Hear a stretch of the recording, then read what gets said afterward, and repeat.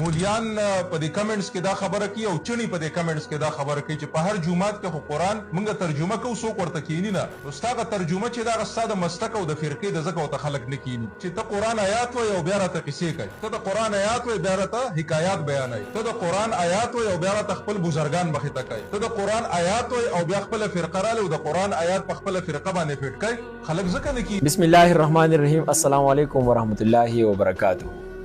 د مشر دا خبرې تاسو واورېدې دا عبدالغفار خان صاحب دی او د دوی تعلق زمونږ د بونیر د علاقې سره دی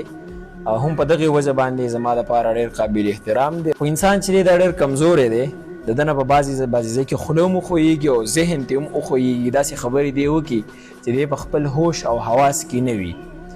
عبدالغفار خان صاحب دا وینا کوي چې چڼې مڼې ماته کمنټ کوي مولان ماته کمنټ کوي او زه د دې چڼو مڼو ډېر خلاف یم. دا چڼې مڼې چې ته وایې نو ته دې ته ډېره په معززه لهجه کې طلبای کرام هم ویلی شي د مدرسې حافظان ورته هم ویلی شي د قرآن حافظان ورته هم ویلی شي. پکار ده چې دغې خلکو له مونږ عزت ورکړو ځکه چې علما د مدرسې طالبان څومره چې طلبا دي دا زمونږ د معاشري ښکلا ده دا زمونږ د معاشري سینګار دی. اوس ستا په بحث کې نه زما چې ته وایې فرقه داسې فرقه هغسې هم په دې کې هم ته غلط یې ځکه اختلاف په هر څیز کې دی. عبدالغفار خان صاحب ته که د دنیا قسمه قسم فیلډز راواخلي او زما مخې ته کېدي نو زه به تا ته په هغې کې زرها اختلافات وهم. یوازې علما نه چې په خپل منځ کې اختلاف دی د یو ډاکټر د بل ډاکټر سره اختلاف شته د یو سکول والا د بل ادارې والا سره اختلاف شته د یو ټیچر د بل ټیچر سره په خبرو کې اختلاف شته. دا دنیا ده اختلاف د دې دنیا حصه ده دا به ساتي نو باید چې مونږ علما خپل میدان ته پریږدو او مونږ په خپل میدان کې د خپلې برخې کار وکړو. دویمه خبره عبدالغفار خان صاحب دا کوي چې مولا راځي ماته په منبر باندې کینی ماته خپل اسلامي حکایات پیش کوي ماته اسلامي قصې کوي ماته خپل بزرګان دین مخې ته کوي. نو عبدالغفار خان صاحب که ته د بزرګان دین نه انکار کوي ته د انبیاء کرامو نه انکار کوي ته د اسلامیک هسټري نه انکار کوي نو زه دې بیا نه منم ځکه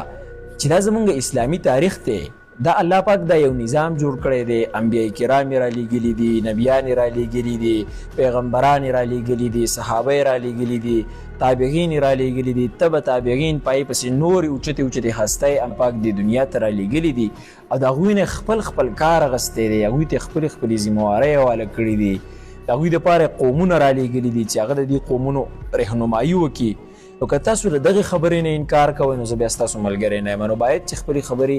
ډېره په ذهني سرکل کې دننه وکړو ډېر په سوچ سمج سره یې وکړو او د مطالعې نه ډکې خبرې وکړو ځکه چې دا د یو علم لرونکي انسان خبرې نه دي. داسې حالت را روان دی چې بچې به وایي چې زه د مور سره نکاح کوم داسې حالت را روان دی حیوانیت را دنده کېدو واله دی او دا حیا را نه اوچتېږي دا حیا د منځ نه ځي او دقه موبایل به دا حیا پورته کوي دا مې یاد ساتئ دا بې حیایي چې راځي د دې د لاسه به راځي او د دې ټیک ټاکو د لاسه به راځي دا بې حیایي را پسې را روانه ده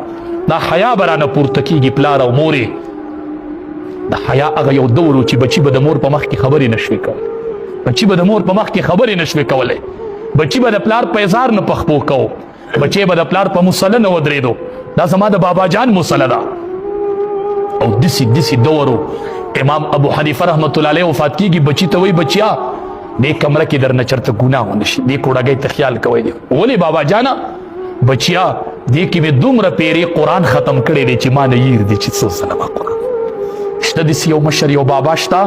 چې بچو ته وایي بچو ګورئ که زه نه یم نو دې کمره کې ګناه ونه کوې ما ډېرې پیرې په دې کمره کې د الله کلام ختم کړی بچو له قرآن ورکوئ لاس کې